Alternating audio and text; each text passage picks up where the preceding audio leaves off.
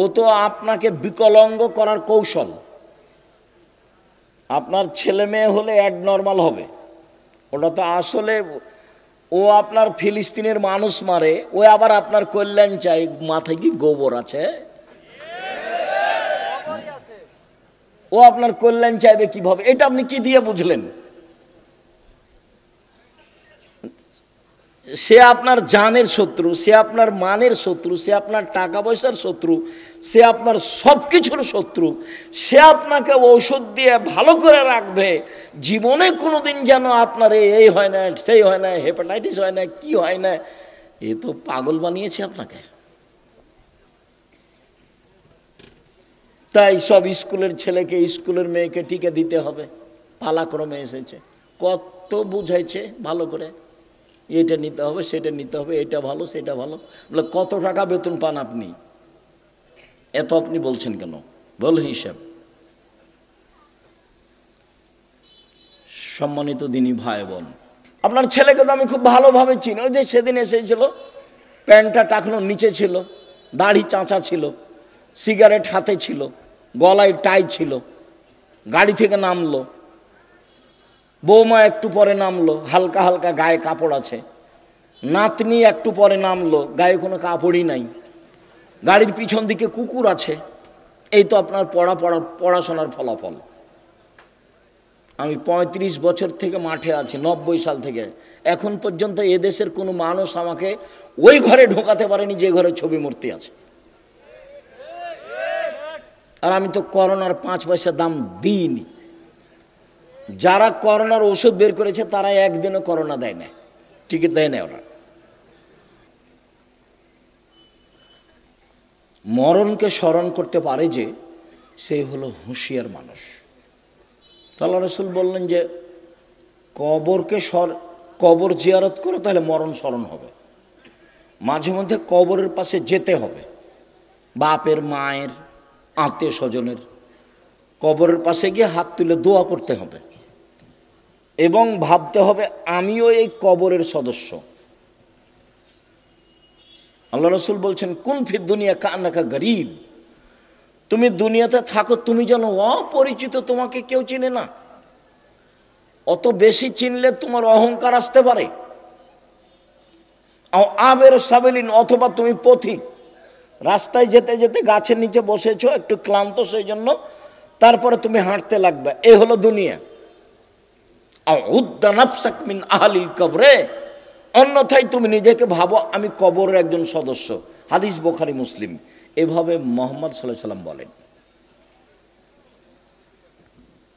তো নিজেকে একজন কবরের সদস্য ভেবে যে কয়েকদিন বেঁচে থাকি, মারামারি বাদ দিয়ে, হইচই বাদ দিয়ে, নিজে উপার্জন করি, নিজে খাই। বহুদিন বলেছি 4টা জিনিস: 5 ওয়াক্ত সালাত, কোরআন তেলাওয়াত, হালাল রুজি, আড্ডা না পিটা, জান্নাত হবে ইনশাল্লাহ। আড্ডা পিটা চিরদিনের জন্য হারাম। ওই যে দোকানে বসে আড্ডা পিটছেন, এটা হারাম।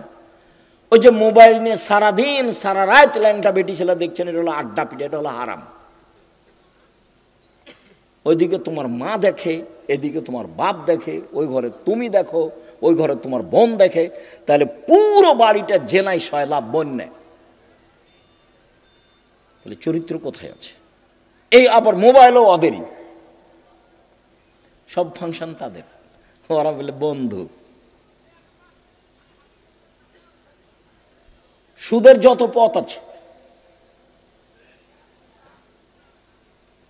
দুঃখিত সম্মানিত দিনী ভাই বোন, যে যেখানে আছেন, অল্প সময় কথা বলি। আপনার সাথে কিছু গুরুত্বপূর্ণ কথা বলতে এসেছি।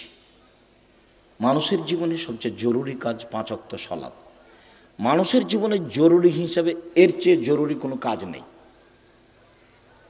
সেটা হজ হোক, জাকাত হোক, জমি চাষ হোক, চাকরি হোক, ব্যবসা হোক, বাণিজ্য হোক, হাইকোর্ট হোক, জজ কোর্ট হোক, পৃথিবীর এমন কোনো কাজ নাই যেটা মানুষের জন্য নামাজের সালাতের চেয়ে বেশি জরুরি হতে পারে।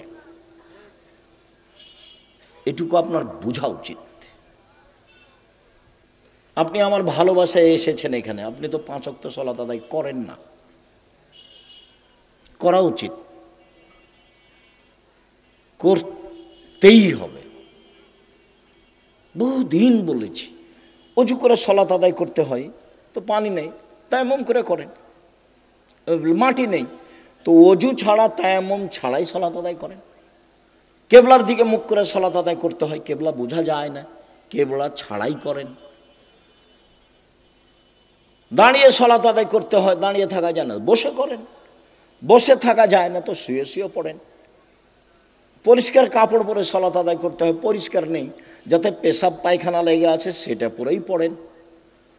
পরিষ্কার অপরিষ্কার কোনো কাপড়ই নেই, উলঙ্গ অবস্থায় আছি, তো উলঙ্গ অবস্থাতেই পড়েন। গাড়িতে উঠে আছেন, শিকল ধরে আছেন, ঠেল মানে না গাড়িতে, দাঁড়ানো অবস্থায় আছেন, এই অবস্থায় সলাত আদায় করতে হবে। যুদ্ধের সলাতগুলো এসেছে যে একটা নিয়ম এসেছে যে একদল শত্রুর মোকাবেলা আছে আর একদল এখানে সলাত আদায় করছে, এক রেখাত এরা, এক রেখাত ওরা, রাসূলের 2 রেখাত, তারপর ওরা নিজে নিজে এক রেখাত পড়ে শেষ করলো। আর একটা এসেছে শত্রুর মুখে দাঁড়িয়ে আছে, এভাবেই সলাত আদায় করছে, শত্রুর মুখের উপর আছে, এভাবেই সলাত আদায় করছে। তো রাসূল সাল্লাল্লাহু আলাইহি ওয়াসাল্লাম সলাতের উপরে এত সোচ্চার ছিলেন, যেই সলাত আমার আর আপনার ছেলে মেয়ের কোনো হিসাবে নেই। খাচ্ছে, পেশাব করছে, পায়খানা করছে, দিন কাটছে পশু প্রাণীর মতো, গরু ছাগলের মতো। আর দল করার ব্যাপারে ঠিকই আছে, আর মানুষের বদনাম আর গীবাত করার ব্যাপারে, বিরোধিতা করার ব্যাপারে, শত্রুতা করার ব্যাপারে ঠিকই আছে। কত সুন্দর করে ছবি দিয়ে রাস্তাঘাটে তুলে রেখেছে, কি যে দেখাইতে চাচ্ছে। মানুষের ক্ষতি করে বেশি দিন বেঁচে লাভ নাই। আমার জীবনে আমি 2টা কাজ খুব চেষ্টা করি জীবন বাজি রেখে টিকে থাকা, খুবই কঠিন। তার একটা হলো, আমি আমার জীবনে মানুষের কোনোদিন প্রতিশোধ নিব না, ইনশাআল্লাহ। সে যা পারে করুক, যা পারে বলুক। পারিবারিকভাবে হোক, জমি জায়গার ব্যাপারে হোক, সামাজিকভাবে হোক, দল সংগঠনভাবে হোক, মানুষের কোনোদিন প্রতিশোধ নিব না। আর মানুষের পিছে পড়বো না, বদনাম করবো না। আমাকে ধুয়ে ছেড়ে দেখ না কেন, ও নিয়ে আমি মাথা ঘামাই না। বলেছে, হ্যাঁ আমাকে এভাবে বলবে মানে, এরকম আমার মাথায় কাজ করে না। বরং আপনাকে আমি কতদিন বললাম, কেউ যখন গালি দেয় তখন আবার বন্ধ করলে আমি আবার পাল্টা রিং দিয়ে বলি যে ভাইজান, গালি কি আরও বাকি ছিল, হয়তো বা মোবাইলে টাকা শেষ হয়ে গেছে নাকি, গালি দিয়ে নেন। প্রতিশোধ নিয়ে লাভ নাই, ওর পিছনে পড়ে লাভ নাই। আমার আব্বা বলতেন যে ছেলে মেয়ে দুনিয়াতে এসেছে ভাগ্য ছেড়ে এসেছে, তাই তাদের চিন্তা করতে হবে। আমি এখন বলি আব্দুল্লাহ, আব্দুর রহমান, আব্দুর রহিমের চিন্তা করতে হবে। ওরা কি ভাগ্য ছেড়ে এসেছে? ওরা ভাগ্য নিয়ে আসেনি, ওদের তাকদিরে কিছু লেখা আছে তো নাকি?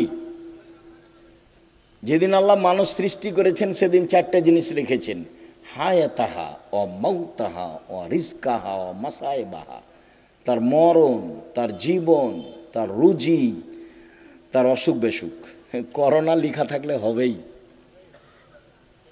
4টা লেখা আছে, 1 মরণ, 2 জীবন, 3 রুজি, 4 রোগ ব্যাধি। আমি এই কথা বলিনি, এই কথা মুহাম্মদ সাল্লাল্লাহু আলাইহি সাল্লাম বলেছে। এটা আমার ব্যক্তিগত কোনো স্বাধীনতা নাই এখানে, এটাকে আমি বিশ্বাস করি এবং খুব শক্তভাবে বিশ্বাস করি। ঢাকাতে এক লোক করোনা হয়েছে, তো আমি দেখবো আর গায়ে হাতে একটু দোয়া করব। তো আর ছেলে মেয়ে সবাই আছে, খালি আমাকে অনুরোধ করছে যে ওস্তাদজি আপনি ভিতরে আসেন না, ওস্তাদজি আপনি ভিতরে আসেন না, আপনি আমার আব্বার জন্য বাহির থেকে দূর করেন, দোয়া করেন। তে বলছি আমি তো, আমার অন্তর তো ধাক্কা খায় না যে তোমার বাপের গায়ে হাত লাগালে আমাকে করোনা ধরবে।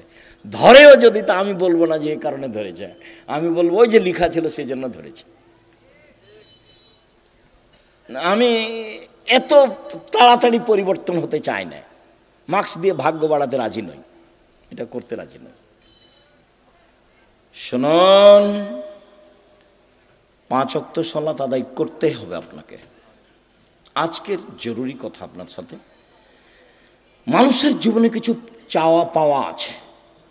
মানুষ বেঁচে থাকলে সমস্যা নেমে আসে, মামলা মোকদ্দমা হয়, জমি জায়গা লাগে, বাড়িঘর লাগে, কিছু লাগে মানুষকে। তো মানুষ আল্লাহকে বলতে শিখুক, কাকে বলতে শিখবে? আল্লাহকে। ও পারে, আরো যা করে তাকে কেউ ঠেকাতে পারে না। রাসূল সাল্লাল্লাহু আলাইহি সাল্লাম বলেন, ইন্না শায়তান ইয়াকিদু আলা রাসিয়াতে আলা কাফিয়াতে রাস আহাদিকুম। যখন তোমাদের কোনো ব্যক্তি রাতে ঘুমায় তখন শয়তান তার মাথায় চুলে গিরা লাগায়, 3টে গিরা লাগায়, চুল থাক আর না থাক, চুলে গিরা লাগায়। এজরব আলা উকদাতিন, ওই গিরার উপরে এভাবে হাত দিয়ে থাবা মারে আর বলে, উরকুদ, ঘুমাও, লাইলান তাবিল, রাত লম্বা, রাত লম্বা, ঘুমাও, রাত লম্বা। এভাবে শয়তান এরকম করে। ফাইনিস্তাই কাজা আহাদকুম, তোমাদের ব্যক্তি যদি এখন কেউ ঘুম থেকে উঠে যায়, জেগে যায়, যাকার আল্লাহ, তারপর বলে আলহামদুলিল্লাহিল্লাযী আহয়ানা বাদা মা মাতানা ওয়া ইলাইহিন নুশুর। ওই আল্লাহর প্রশংসা যে আল্লাহ আমাকে মরণ দেওয়ার পরে জীবন দিল। একটু আগে মরণ দিয়েছিল, এখন আবার কি করলো? জীবন দিল। ওরই আমি প্রশংসা করছি। এইটুকু বললেই একটা গিরা খুলে যাবে। শয়তান যত বড়ই পাওয়ারফুল ক্ষমতার অধিকারী হোক না কেন, আমি দোয়া পড়েছি, ঘুম থেকে উঠে গিরা খুলে যাবে। ওয়াইন তাওয়াদ্দা ইনহাল্লা তোকদা, তারপরে যদি অজু করে তা আর একটা গিরা খুলে যাবে। ওয়াইন সল্লা ইনহাল্লা তোকদা, যদি সলাত আদায় করে তাহলে আর একটা খুলে যাবে। ফাসবাহা নাশিতান তাইয়িবান নাফসে, এখন এই লোকটা সকাল করবে খুব উৎফুল্ল মনে, হাসি খুশি মুখে, উৎফুল্ল মনে, হাসি খুশি মনে, দেখতে ভালো লাগবে, কাজ করতে ভালো লাগবে, প্রশান্তির সাথে সকাল করবে। ওয়াইল্লা, এমনটা যদি না হয়, আসবাহা খাবিসান নাফসে কাসলানা, তাহলে ও সকাল করবে কেমন কেমন মুখে, বিবর্ণ মুখে, কেমন কেমন মুখে, ঘৃণিত মুখে, অলস চেহারায়। 7-8টার দিকে উঠবে, মুখটা দেখে কেমন কেমন লাগবে। কেন? শয়তান আর মুখে পেশাব করে দিয়েছে, কানে পেশাব করে দিয়েছে। শয়তানের ক্ষমতা খুব বেশি, ক্ষমতা এত বেশি ক্ষমতা। আল্লাহ যখন বললেন এই সরে যা, আমি যে তোকে বললাম যে আদমকে সিজদা কর, তো সিজদা করলি না কেন? বলে আদম মাটির তৈরি, আমি তো আগুনের তৈরি। ও নিম্নমুখী, আমি ঊর্ধ্বমুখী, আমি কেমনে তাকে সিজদা করি? সর এখান থেকে, সর, তোর অহংকার বেশি, সর এখান থেকে, সর। তখন বলছে আচ্ছা ঠিক আছে সরে যাও, আমার একটা কথা। হ্যাঁ, কি কথা? আমাকে কিয়ামত পর্যন্ত বেঁচে থাকার সুযোগ দিতে হবে। কার দাবি এটা? শয়তানের। তা আল্লাহ বললেন ঠিক আছে দিলাম, এলা ওয়াক্তি মালুম, একটা সময় পর্যন্ত দিলাম। যেমন পেয়েছে সময় তেমনি বলছে ওয়া ইজ্জাতিকা, তোমার সম্মানের কসম। আল্লাহ রাব্বি, শয়তান বলছে ইয়া রাব্বি, হে আমার প্রতিপালক, তোমার সম্মানের কসম, লাউবিয়ানিল ইনসানা মাদামা তারহুম ফি আসাদিহিম, আদমের ছেলে মেয়েকে পাপ করাবো করাবো করাবো, ওকে আমি ভুল পথে নিয়ে যাব যাব যাব, ওর দেহে যতদিন শ্বাস আছে আমি তাকে পাপই করেই ছাড়বো। ও কেমনে জান্নাতে যায় তা আমি দেখে ছেড়ে দেব। এ কথা শয়তান বলল। আপনি বুঝতে পারছেন না? কোরআন মাজিদে শত জায়গাতে এসেছে, সব খারাপকে আপনাকে ভালো করে দেখায়। যত খারাপ তত আপনার কাছে প্রিয়। ল্যাংটা ছবি আপনার কাছে ভালো লাগে কেন? জেনা ভালো লাগে কেন? দোকানে বসে আড্ডা ফিরতে ভালো লাগে কেন? হই হুল্লাড় করে চিল্লাচিল্লি করতে ভালো লাগে কেন? মানুষের বদনাম করতে ভালো লাগে কেন? মানুষকে জেল হাজতে দিতে ভালো লাগে কেন? মিথ্যা কসম সাক্ষী দিতে আপনাকে ভালো লাগে কেন? সব ছুঁচামি, নোংরামি, শয়তানি, জঘন্য কাজ আপনাকে ভালো লাগে কেন? সব শয়তান আপনার মাথায় সারাদিন পাকায়, সেজন্য ভালো লাগে। তো বলেছে আমি ওকে জাহান্নামে নিয়ে যাব, কেমনে জান্নাতে যাই তা আমি দেখে ছেড়ে দেবো। এটা আল্লাহর সামনে তার কসম, বলছে তোমার ইজ্জতের কসম, আমি ওকে জাহান্নামে নিয়ে যাব। আমি একাই যাব? তাহলে পৃথিবীতে সবচেয়ে বেশি রিক্সে জীবন কাটায় কে বলেন তো? শয়তান। ওর চেয়ে রিক্সে, খুব বেকায়দায়, খুব বিপদগ্রস্ত অবস্থায় আর কেউ নেই শয়তান ছাড়া। আর তার কাজ আবার কমে গেছে। কেন? ইহুদিদের কাছে তার কোনো কাজ নাই। আমাদের চাঁপাইনবাবগঞ্জে বলে শয়তান হলো 14 ইলিমের পড়া, মানে বিদ্যা আছে সব। ইহুদি তো জাহান্নামে যাবেই, তো ওখানে গিয়ে কি করবে? খ্রিস্টান তো জাহান্নামে যাবেই, তো ওখানে গিয়ে কি করবে? হিন্দুরা তো জাহান্নামে যাবেই, তো ওখানে গিয়ে কি করবে? যারা কাদিয়ানি তারা তো গেছে, যারা শিয়া তারা তো গেছে, আকীদায় মার খেয়েছে যারা, তারা তো জাহান্নামে যাবে। তো তাহলে শয়তানের কাজ সব জায়গা থেকে ঘুরে এসে যারা কোরআন হাদিস পড়ে, মানতে চায়, সালাত আদায় করতে চায়, এখানে আছে। যারা দিন ধর্মের যত কাছাকাছি, শয়তান সেখানে তত শক্ত। এখন আল্লাহ যদি বলতেন এই শয়তান কিছু করতে পারবি না, যা কিছু করতে পারবি না, তাহলে খুব ভালো হতো। তো এখন আল্লাহ বলছেন যে আচ্ছা ঠিক আছে, ওয়া ইজ্জতি ওয়া জালালি ওয়া ইরতিফায়ে মাকানি, আমার সম্মানের কসম। আল্লাহ বলছেন আমার সম্মানের কসম, আমার মর্যাদার কসম, আমার ইজ্জতের কসম, আদমের ছেলে মেয়ে যতবার ক্ষমা চাইবে ততবার ক্ষমা করে দেব। এইটা বললেন, তার মানে ক্ষমা চাওয়ার একটা পালা থেকেই গেল। আমাকে আপনাকে বাঁচতে হলে দিন রাত ক্ষমা চেয়েই বাঁচতে হবে। মানে আস্তাগফিরুল্লাহ ওয়া আতুবু ইলাইহি তাসবিহ করে নিতে হবে। তাসবিহ, শ্বাস চলে যেমন অজান্তে, মুখে থুথু আসলে ফেলে দেন যেমন অজান্তে, সময় আসলে খাওয়া রেডি হয় যেমন স্বাভাবিকভাবে, তেমনি জীবনে স্বাভাবিকভাবে আসতে হবে আস্তাগফিরুল্লাহ ওয়া আতুবু ইলাইহি। আস্তাগফিরুল্লাহ ওয়া আতুবু ইলাইহি। চলছেন, ফিরছেন, উঠছেন, বসছেন। আল্লাহ বললেন যে ঠিক আছে, আদম সন্তান যতবার আমাকে বলবে আমার ভুল হয়েছে ততবার আমি ক্ষমা করে দেব, এইটা বললেন। কিন্তু বললেন না যে তুই কিছু করতে পারবি না, এটা বলেননি। তখন আল্লাহ রাসূল বলছে কুল্লু বানি আদম খাত্তা, আদম সন্তানই পাপী, খায়রু খাত্তাই না তাওয়াবুন, সবচেয়ে ভালো আদমের ছেলে মেয়ে সেই যে বলে আস্তাগফিরুল্লাহ ওয়া আতুবু ইলাইহি, আস্তাগফিরুল্লাহাল্লাযী লা ইলাহা ইল্লা হুয়াল হাইয়ুল কাইয়্যুম ওয়া আতুবু ইলাইহি, রব্বিগফিরলি ওয়া তুব আলাইয়া ইন্নাকা আনতাত তাওয়াবুল গফুর, আল্লাহুম্মা আনতা রাব্বি লা ইলাহা ইল্লা আনতা খালাকতানি ওয়া আনা আবদুকা ওয়া আনা আলা আহদিকা ওয়া আদিকা মাসতাতাতু আউযু বিকা মিন শাররি মা সানাতু আবু আলাকা বিনিআমাতিকা আলাইয়া আবু বিযামবি ফাগফিরলি ফাইন্নাহু লা ইয়াগফিরু যুনুবা ইল্লা আনতা। এই ছেলে, আমাকে কাজ দেখাচ্ছ, ধৈর্যের পরিচয় দাও। আমাদের এখানে কোনো কেচ্ছা কাহিনী নেই, নির্বাচনও আসেনি, অল্পক্ষণ ধৈর্যের পরিচয় দিবেন, কাজ দেখায়েন না, যেটা আমি পছন্দ করি না। আমি আপনার জন্য এসেছি। আমি আব্দুর রাজ্জাক বিন ইউসুফ, আপনি আমাকে টাকা দিয়ে নিয়ে এসেছেন এমনটা মাথায় থাকলে ভুল হয়েছে। সম্মানিত দিনী ভাই বোন, যদি রাতে না উঠে তাহলে শয়তান তার মুখে কানে পেশাব করে। আয়েশা রাদিয়াল্লাহু তাআলা আনহা বলেন কানা নবী সাল্লাল্লাহু আলাইহি সাল্লাম ইসাল্লি ফিমা বাইনা ইয়াফরুগা মিন সালাতিল ইশা ইলাল ফজর 11 রাকা ওয়া ইসাল্লামু মিন কুল্লি রাকাতাইন ওয়া ইউতির বিওয়াহিদাতিন। এশার পর থেকে নিয়ে ফজর পর্যন্ত সময়ে আল্লাহর নবী 11 রাকাত রাতের সালাত আদায় করতেন। 11 রাকাত। কখন থেকে কখন?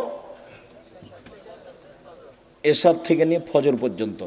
তাহাজ্জুদ পড়ার সময় শুরু হয়ে যায় এশার পর থেকেই ফজর পর্যন্ত সময়। হ্যাঁ, রাত 3 ভাগের 2 ভাগ পার হওয়ার পরে মানুষ পড়ুক, এটা সবচেয়ে উত্তম। কিন্তু সময় শুরু হয়ে যায় কখন থেকে? এশার পর থেকে না ফজর আযান পর্যন্ত। আল্লাহর নবী 2 রাকাতের পরে সালাম ফিরতেন, 2 রাকাত পড়ে সালাম ফিরতেন, 2 রাকাত পড়ে সালাম ফিরতেন, 1 রাকাত বিতির পড়তেন।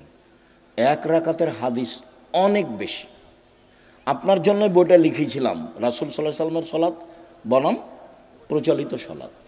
আপনি নিয়ে পড়েন কিনা সেটা আমি জানি না। কৃপণতা দেখায়েন না, ফল ভালো হবে না। 16,000 পত্রিকা ছাপানো হয়, ওটা নয়, ওখানে টাকশাল নাই, ওখানে সব কিছু মেশিন দেওয়া হয় না, মানুষ আছে, কর্মচারী আছে, টাকা খরচ করেন আপনি। অতএব আপনি পড়বেন। 50টা প্রশ্নের উত্তর আছে, আমি পরিশ্রম করি আপনার জন্য দিনরাত। আলেম ওলামা আছে, প্রেস আছে, টাকা পয়সা খরচ হয়। এমনি অনেক বই আছে, তার মধ্যে আল ইতেশাম পত্রিকা, জামিয়া সালাফের মুখপাত্র পত্রিকা। 20, 25, 30 টাকা আপনার কাছে ভারী হোক, এটা আমি চাই না, এটা আমি কামনা করিনি। আমি মনে করছি বই কিনবেন, পড়বেন, বন্ধু বান্ধব, আত্মীয় স্বজন, খালা ফুফু সবকে দিবেন, যারা আছে আত্মীয় স্বজন তাদেরকে দিবেন। যে আব্দুর রাজ্জাক সাহেব সালাতের পর বইটা লিখেছেন, দেখেন তো, 1 রাকাত বেতের, 3 রাকাতের হাদিস বুখারী মুসলিম, 5 রাকাতের হাদিস বুখারী মুসলিম, সব একটানা। 3 রাকাত একটানা, 5 রাকাত একটানা।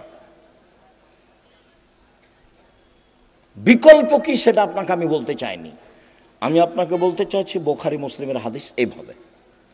বুঝাতে পারিনি মনে হয়। সম্মানিত দিনী ভাই বোন, উমামা বাহেলি রাদিয়াল্লাহু তাআলা আনহু বলেন, রাসূল সাল্লাল্লাহু আলাইহি সাল্লাম বলেছেন, আলাইকুম বিকিয়ামিল লাইল, পৃথিবীর মানুষ তোমাদের রাতে সালাত আদায় করা জরুরি। আল্লাহ নবী বলছেন, আমি বলিনি এই কথা। পৃথিবীর মানুষ, মহিলা পুরুষ, তোমাদের রাতে সালাত আদায় করা জরুরি। কেন? হুয়া কুরবাতুন লাকুম ইলা রাব্বিকুম, রাতে সালাত আদায় করলে তোমরা তোমাদের প্রতিপালকের নিকটে হতে পারো। রাতে সালাত আদায় করলে তোমরা তোমাদের প্রতিপালকের নিকটে হতে পারো। 2, মুকাফফিরাতুন লিসায়াত, রাতে সালাত আদায় করলে পাপ মিটে যায়। 3, মানহাতুন আনিল ইসম, রাতে সালাত আদায় করলে আপনার থেকে পাপ দূরে সরে যায়। যারা খুব চেষ্টা করছে, পাপ ঠেকাতে পারছে না। আব্দুর রাজ্জাক বিন ইউসুফের বক্তব্য শুনে কতবার যে কান ধরে কসম করলো, আর কোনোদিন কোনো মেয়ের সাথে কথা বলবো না, কিন্তু টিকতে পারে না। 2 মাস 4 মাস পরে কথা বলে। বিড়ি সিগারেট খাবো না, তো 2 দিন 4 দিন পরে আবার শুরু করে। দোকানে বসে আড্ডা পিটবো না, সপ্তাহ পার হয়নি, পরের দিন দেখছে দোকানের সামনে বসে আছে। তাহলে বুদ্ধি কি? বহু লোক বলে আমাকে, আব্দুর রাজ্জাক সাহেব টিকতে পারি না, কোনো পথ আছে? ভাইজান, আমি তো আর কোনো জাদুমন্ত্র দিতে পারছি না, পথ এটাই। তাহলে রাতে উঠে 2 রাকাত সালাত আদায় করে আল্লাহকে বলেন। যদি মনে করেন যে এখনই বন্ধ করে, তাহলে এভাবে উঠাবেন। আর যদি বলো বন্ধ করেন, তাহলে এভাবে উঠাবেন। চাপ দিয়ে বলতে হবে, বন্ধ করতেই হবে। বন্ধ করবো না মানে করতেই হবে। তুমি তো পারো, তুমি তো এমন সত্তা নও যে পারবা না, তবু আমি বলছি। তার নাম হলো আজিজ, ওর নাম পরাক্রমশালী। ওর নাম কি? আজিজ, পরাক্রমশালী, তাকে কেউ ঠেকাতে পারে না। কাদির, সব কিছু করতে পারে। তো সবই যে পারো, আমি বলছি আমি একটা মানুষ, আমি পাপ করতে চাই না, তুমি বন্ধ করবা না কেন? তুমি শক্তি দিয়ে বন্ধ করে দাও। আপনি খুব চাপ দিয়ে বলবেন, হাত তুলে বলবেন, খুব বিনয়ের সাথে কান্নাকাটি করে চাপ দিবেন, বন্ধ হবে ইনশাল্লাহ, হবেই। রাতে সালাত আদায় করলে 3টে। আমর ইবনে আব্বাস রাদিয়াল্লাহু তাআলা আনহু বলেন, রাসূল সাল্লাল্লাহু আলাইহি সাল্লাম বলেছেন, আকরাবু মা ইয়াকুনু রাব্বু ইলাল আবদে ফিল লাইলিল আখির, রাত যখন 3 ভাগের 2 ভাগ পার হয়ে যায়, তখন আল্লাহ সবচেয়ে মানুষের নিকটে হয়ে যায়। রাতের 3 ভাগের 2 ভাগ পার হয়ে গেলে আল্লাহ মানুষের নিকটে হয়ে যান।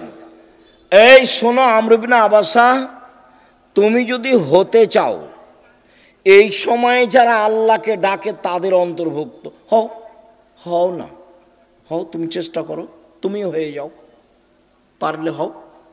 এই কথা রাসূল সাল্লাল্লাহু আলাইহি ওয়াসাল্লাম বলেন। আবু হুরায়রা রাদিয়াল্লাহু তাআলা আনহু বলেন, রাসূল সাল্লাল্লাহু আলাইহি সাল্লাম বলেছেন, এনজিলু রাব্বুনা তাআলা ইলা সামাই দুনিয়া হিনা ইয়াবকা সুলুসুল লাইলুল আখিরা। রাতের 3 ভাগের যখন 2 ভাগ পার হয়ে যায় তখন আল্লাহ সপ্তম আকাশ থেকে প্রথম আকাশে নেমে আসেন। এই কথাটার খুব মূল্যায়ন করতে হবে। এই চালাই, আপসে কথা বলছো কেন? শরম বোধ হয় না? হাঁটাহাঁটি করো কেন? একটু লজ্জা বোধ হয় না কেন? শরম বোধ হয় না কেন? আমি তো কথা শেষ করবই ইনশাআল্লাহ। তো আপনার এত ব্যস্ততা বাড়লো কেন? আপনি একটু ধৈর্যের পরিচয় দিবেন। রাতের 3 ভাগের 2 ভাগ পার হলে আল্লাহ সপ্তম আকাশ থেকে প্রথম আকাশে নেমে আসেন। নেমে এসে বলেন, মায়ে সোলনি ফাউতিয়াহু, কে কি চায়, যে যা চায় আমি তাকে তাই দিলাম।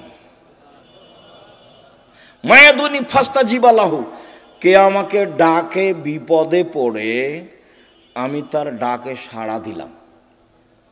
কি বলতে চাও? এলে বিপদে পড়েছি, ঠিক আছে, ঠিক করে দিলাম। কে ডাকে?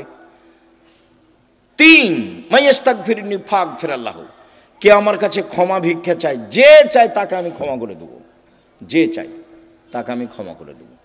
অন্য জায়গাতে বলছেন আল্লাহ তাআলা হাদিসে কুদসি, ইবনা আদম মা দাওয়াতানি রাজাওতানি, আদমের ছেলে মেয়ে শোনো, তুমি যেভাবে ডাকো আমি সেভাবে থাকি, তুমি যেভাবে আশা পোষণ করো সেভাবে আমি পূর্ণ করে থাকি। আদমের ছেলে মেয়ে শোনো, তুমি যেভাবে ডাকো আমি সেভাবে থাকি, তুমি যেভাবে আশা পোষণ করো সেভাবে আমি পূর্ণ করে থাকি। ওলা উবালি, আমি পরোয়া করি না তুমি কত বড় পাপী, তোমার ক্ষমা চাইলে আমি ক্ষমা করে দিই, আমি পরোয়া করি না তুমি কত বড় পাপী, তুমি যেভাবে ডাকো আমি সেভাবে থাকি, তুমি যেভাবে আশা পোষণ করো সেভাবে আমি পূর্ণ করে থাকি। লা বালাগাত জনবকানানা সেমায়, আদমের ছেলে মেয়ে শোনো, তোমার পাপ যদি বেশি হতে হতে হতে আকাশে লেগে যায়, পাপ আর পাপ, আকাশ জমিন পরিপূর্ণ পাপ, জীবনটা শুধু পাপে ভরা। 15-16 বছর থেকে পাপ শুরু হয়েছে, এখন 40 বছর বয়স, শুধু পাপ, জেনা দিয়ে ভরা জীবন, অশ্লীলতা দিয়ে ভরা জীবন, মানুষের বিরুদ্ধে চলা দিয়ে, বদনাম গীবত দিয়ে ভরা জীবন। তোমার পাপ বেশি হতে হতে যদি আকাশ পরিপূর্ণ হয়ে যায়, আমাকে বলো, আমি তোমার পাপ ক্ষমা করে দেব। যেভাবে তুমি ডাকো আমি সেভাবে থাকি, তুমি যেভাবে আশা পোষণ করো সেভাবে আমি পূর্ণ করে থাকি, তুমি যেভাবে ডাকো আমি সেভাবে থাকি, তুমি যেভাবে আশা পোষণ করো সেভাবে আমি পূর্ণ করে থাকি। বিচারের মাঠে সব মানুষের সামনে আল্লাহ আসবেন, সব মানুষের সামনে, পুরুষ নারী সব মানুষের সামনে এসে আল্লাহ বলবেন, আদমের ছেলে মেয়ে শোনো, আজ তুমি যে পরিমাণ পাপ নিয়ে এসেছো আমি সেই পরিমাণ ক্ষমা নিয়ে এসেছি। তোমার যে পরিমাণ পাপ আমার সেই পরিমাণ ক্ষমা, তোমার যে পরিমাণ পাপ আমার সেই পরিমাণ ক্ষমা, তোমার যে পরিমাণ পাপ আমার সেই পরিমাণ ক্ষমা, যদি শিরক না হয়ে থাকে।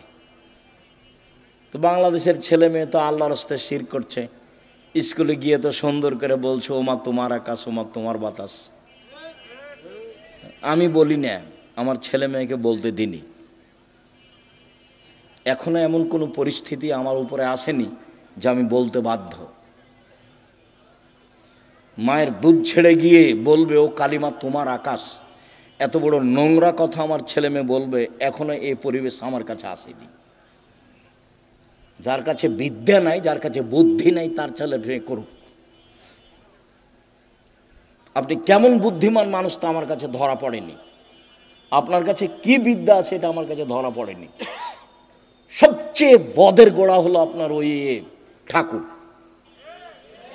ঠাকুর হলো ঢাকা বিশ্ববিদ্যালয়ের শত্রু, ঠাকুর মুসলমানের শত্রু। যেদিন ভারত বাংলাদেশ পাকিস্তানের মুসলমান ইংরেজদের হাতে নির্যাতিত, সেদিন ঠাকুর ক্ষমতা দেখাই মান সম্মানে বসবাস করে লন্ডনে। সেই ঠাকুরের গান আমার ছেলে মেয়ে পড়ে, পাগল হয়ে গেছি।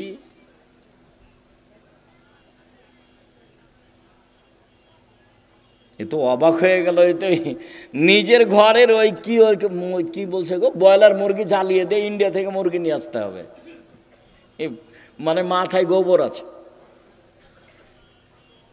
নিজের মুরগি কি করতে হবে, জ্বালিয়ে দিতে হবে, তো ওখান থেকে ডিম আনতে হবে। এত উল্টা বুদ্ধি, তো এটাও একটা উল্টা বুদ্ধি। চেষ্টা করো না কেন? কই বাগমারের ছেলে মেয়ে নাকি জেনারেল লাইনে পড়ে ইঞ্জিনিয়ার হয়ে বড় ডাক্তার হয়ে জাতির উপকার করেছে। কোথায় উপকার করেছে? পুঠিয়া থানা না? তো পুঠিয়া থানার ছেলে মেয়েরা খুব ভালো পড়াশোনা করেছে, অনেক কিছু করেছে। আমি তো বলছি প্রায় 30 বছর থেকে, আমি তো 30 বছরের ওই সেই কত বালানগরে এসেছিলাম বহুদিন আগে, সেদিন আমি বলেছি তোর বাপের আকাশ, সব সময় বলছি। আমি তো ঘৃণা জানাই। সম্মানিত দিনী ভাই বোন, রাতে উঠে আল্লাহকে কিছু বলতে হবে। আল্লাহ আমার আর আপনার কথা শোনার জন্য প্রতীক্ষমান। আল্লাহ নেমে আসেন আমার কথা শোনার জন্য, আর আমি ঘুমিয়ে থাকি, তাহলে এটা কেমন হলো? বুঝাতে পারলাম না কথা মনে হয়। আল্লাহ নেমে আসেন আমার জন্য, আর আমি কি করি? ঘুমিয়ে থাকি। একটা কথা মধ্যে মনে রাখিয়েন, আমি ঘুমিয়ে থাকি এর অর্থ এই নয় যে সবাই ঘুমিয়ে থাকে। সবাই ঘুমিয়ে থাকে না। কেউ না কেউ আল্লাহকে বলে যে ঠিক আছে তাহলে আমাকে এটা করে দাও, ঠিক আছে তাহলে এটা আমাকে করে দাও, এভাবে বলে।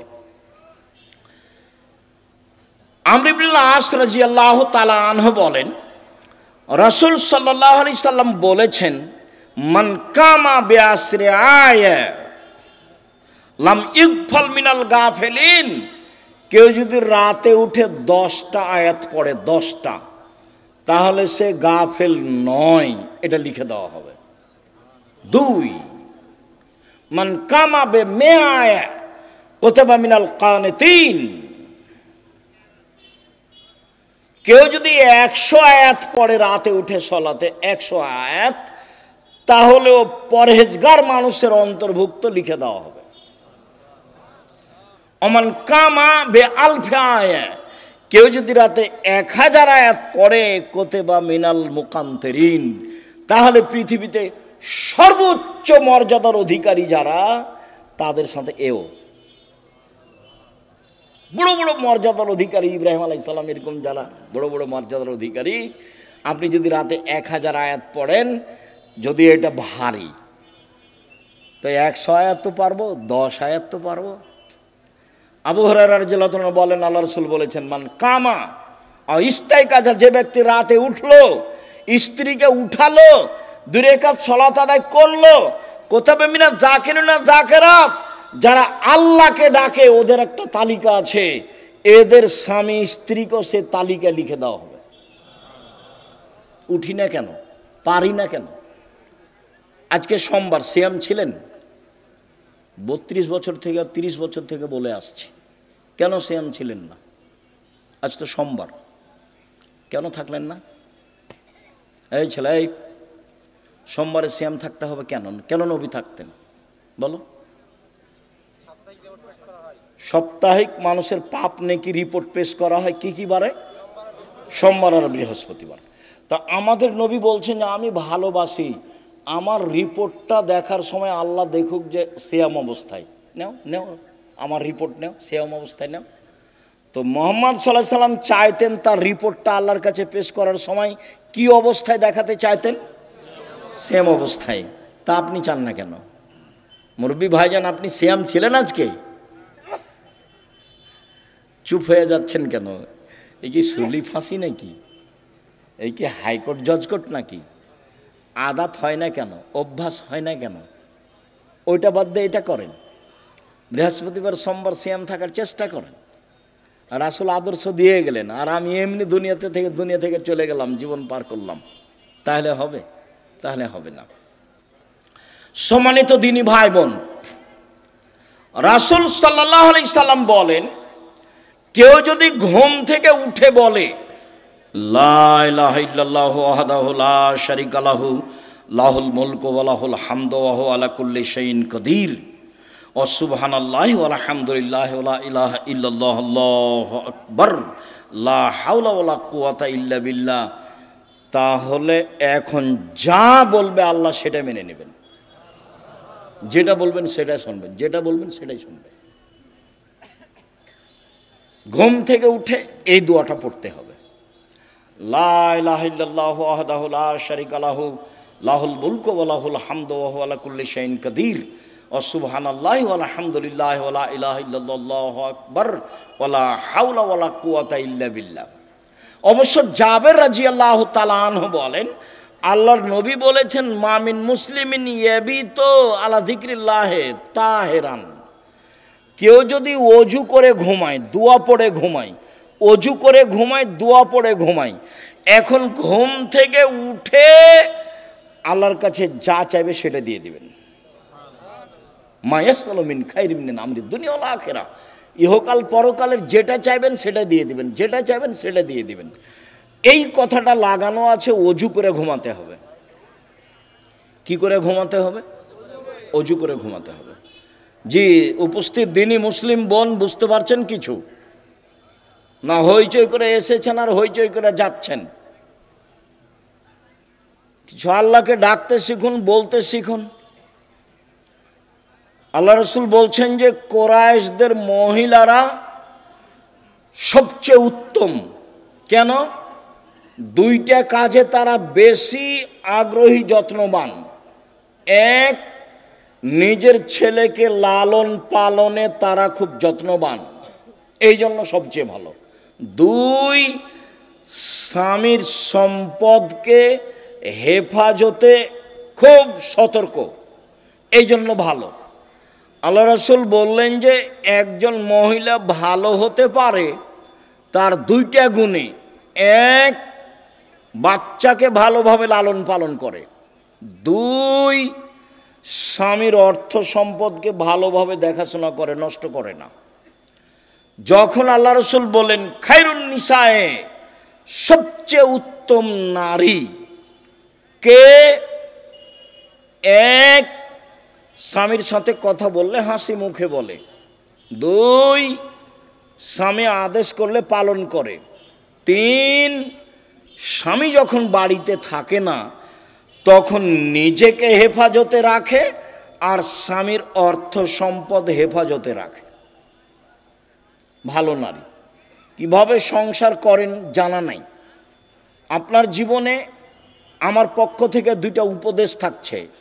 একটা হলো স্বামীর সামনে অভিমান করবেন না, অভিমান নেই। অভিমান বলে কোনো জিনিসই নেই। অভিমান করলেই শয়তান আপনার ক্ষতি করবে। অভিমান কি? অভিমান আমাকে স্বপ্নপুরী দেখাতে নিয়ে গেল না। অভিমান কি? নাটোরের রাজবাড়িটা আমাকে একদিন দেখতে নিয়ে গেল না। অভিমান কি? এই কুরবানিতে একটা শাড়ি দিল না। এগুলো হলো অভিমান। অভিমান করলেই শয়তান সুযোগ পায়। আর যদি আপনি বলতে শিখেন যেভাবে আপনি রাখবেন আমি সেভাবেই খুশি, মোটা কাপড়ে আপনি খুশি তো আমি খুশি, চিকন কাপড়ে আপনি খুশি তো আমি খুশি, আমার পক্ষ থেকে প্রতিবাদ নেই, অভিমানও নেই, তো শয়তান কি করবে তাহলে? তো শয়তান তার মুখ বন্ধ করে সরে যাবে। আর যদি খালি অভিমান করেন আর যদি পূর্ণ না করে থাকে তাহলে সারা রাত শয়তান আপনাকে বলবে হলো হলো 3 মাস আগে একটা কথা বলেছিলি সেটাও মানেনি, গত রমজানে একটা শাড়ি চেয়েছিলি সেটাও মানেনি, হলো তোকে তোর কোনো কথাই মানবে না। তখন ঘুম থেকে উঠেও বলে যে তোর সংসারই করবো না, যা তুই আমাকে বাদ দে, তুই সংসারই করবো না, এখনই ছেড়ে দে, এখনই ছেড়ে দে, আমি তোর সংসার করব না। তখন এ নিরুপায় হয়ে বলে যে যা তাহলে করবি না তো কি করবো, আর 1 তালাক 2 তালাক 3 তালাক যা। যেমন 3 তালাক বলা হয়েছে তখন আর শয়তান নেই, চলে গেছে। এখন দুইজনই ফ্রি। ইন্না লিল্লাহি ওয়া ইন্না ইলাইহি রাজিউন। এইবার ছেলে মেয়ে 3টে যে খুব ঝামেলা। কয়দিন পরে দেখবেন স্বামী কাঠগড়ায় একদিকে আর স্ত্রী কাঠগড়ায় একদিকে। কয়দিন আগে একসাথেই ছিল। অভিমান করবেন না জীবনে। আপনি আমার দিনই বোন, আপনাকে আমি খাটো করতে আসিনি। অভিমান নেই আর প্রতিবাদ নেই। তুমি এই কথা বললে কেন? তোমার মা আমাকে কথা বললো কেন? তোমার বাপ আমাকে কথা বললো কেন?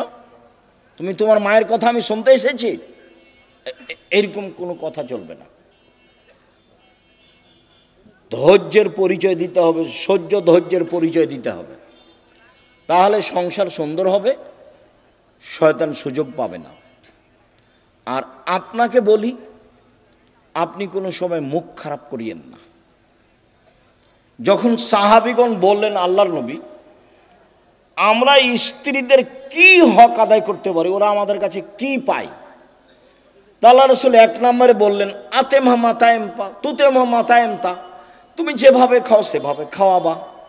খাওয়া দিয়ে কথা শুরু। তাকসুয়াহা মাক্তাসাইতা, তুমি যে মানের কাপড় পরো সেভাবে পরাবা।